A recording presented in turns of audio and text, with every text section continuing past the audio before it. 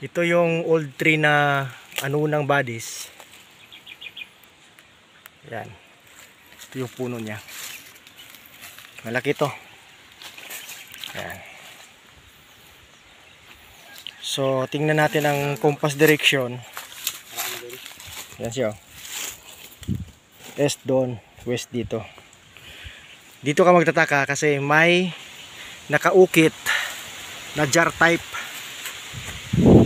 Pitan ko 10 feet galing sa puno. Yan. Ito siya.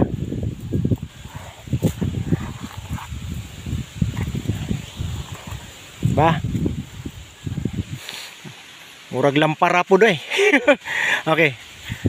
Alam nyo bakit hindi natabunan ng balat ng puno? Dahil pag carve nito, pag carve nila ay nilagyan ng chemicals para hindi masisira. Kaya yung balat ng puno hindi na siya makapenetrate dito kasi chemicalized to eh. Yan. Isa, dalawang dangkal ang taas. Yan siya. Okay? So, tsaka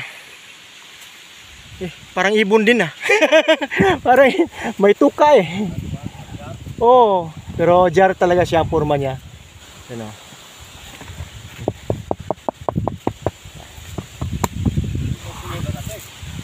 Oh, baka may laman to. Pero actually ang main na deposit nito nasa baba. You know, sloping. Diyan titirahin. Yan.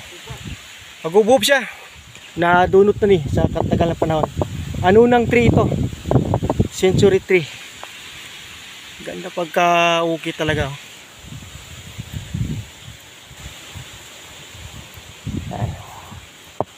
Nak.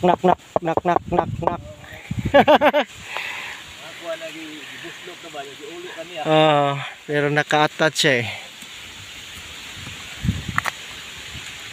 So, dito natin tuklapin. Yun. Tuklap na.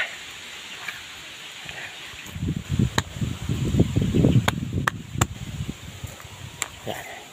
Yan, naglabasan. Naglabasan ang mga langgam. Okay. So, jar deposit under the tree. Yan. Tingnan natin ang puno. Yan. Dito may malaking ugat eh. Hindi tayo makakukay dito. Dito sa baba sa sloping. Mapapansin natin. Ito muna. Yan. Ito yung ugat niya. Yan. Yan naman sa kabila. Dito, walang ugat na dumiretso. Patusok siya. So, ang target natin na item sa ilalim mismo ng puno. So, dito natin dadaanin. Yan. Dito mismo. Open cut tayo. Then penetrate sa ilalim. Okay? So, yan lang buddies. Hopefully, may makadagdag ng ideas itong sikreto ng puno na may nakaukit na chemicalized jar type surface trail marker sa puno. Ayan. Thank you for watching. Bansay. Black Phantom on the mix na mingwit sa fish pond. Patungkad sa ilalim ba?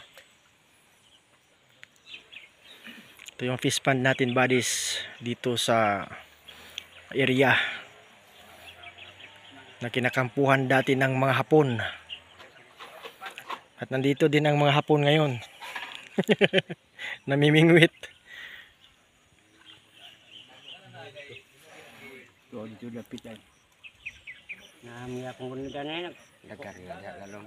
Nagkalalom ko ng tilapia sa init.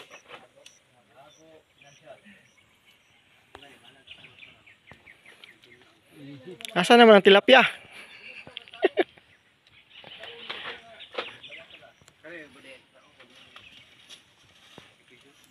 Tas pataos niya pa? Tas pataos niya? Wala ba?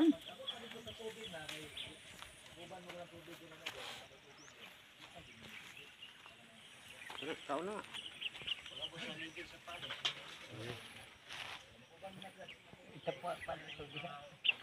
Wala pa rin nahuhuli. Pero mayroon na kaming nahuhuli doon. Dito na. Oh, saan yun? Open. Nabuhi na itong pako at tubig. Ito yung nahuli natin, buddies. Namatay sa init. Yan o. Malaki. Yan. Yan o. Gumagalaw-galaw pa. Tilapia. Pako, tununon. Yan o, yan o. Ay, buhay na buhay. Ay! Nilayat! Ako i-recall ka magkuhan ko itong Okay. Tabunan natin para hindi makalukso. Oh, siya po yung nakuha ni. Na.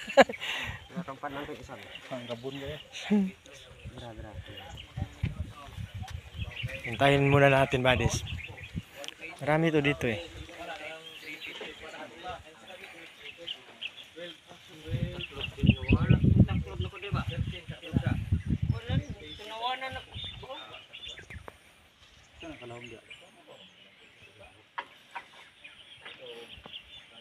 Kaya, yan. Ayan,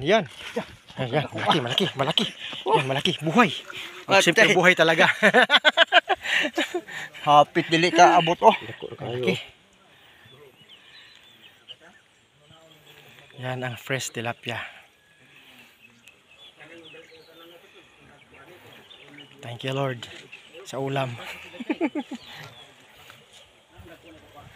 Ayos.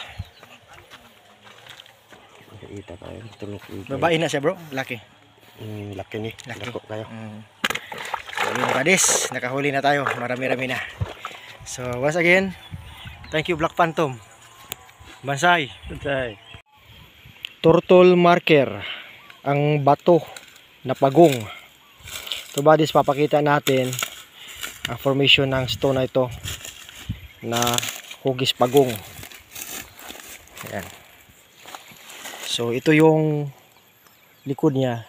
Ito. Tapos ito yung ulo. So kung papansinin natin, ito sa kabila. Ayan. May tabas to. Ayan. Ayan. Then dito nakakrack. Pero matibay ito.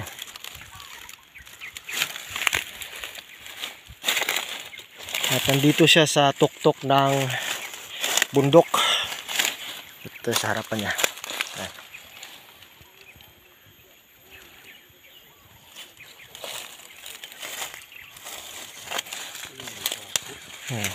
Ito yung mga titirahin dahil on the spot ito.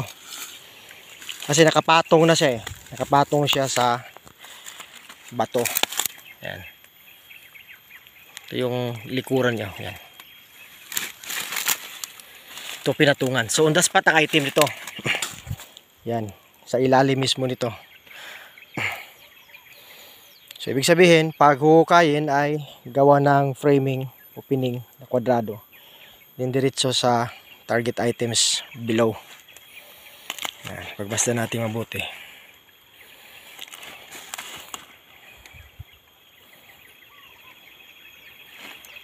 Yan, pagong na pagong talaga ang itsura. Yan, dito tayo sa tuktok ng bundok. Yan. Sloping area yan dyan. Dito, pakyat. Dito si pagong. Kabila naman ay pampang na. Yan. Sapa. Ayan. Yan. Pampang dyan. Okay. Balik tayo kay pagong.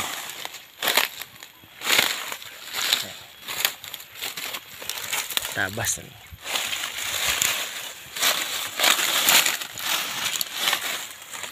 So ito yung surface trail marker na pang direct under. Ang turtle ay nangingitlog. May tamago sa ilalim. So hopefully may natutunan tayo sa mga marker na ito. Thank you for watching. Bansay buddies.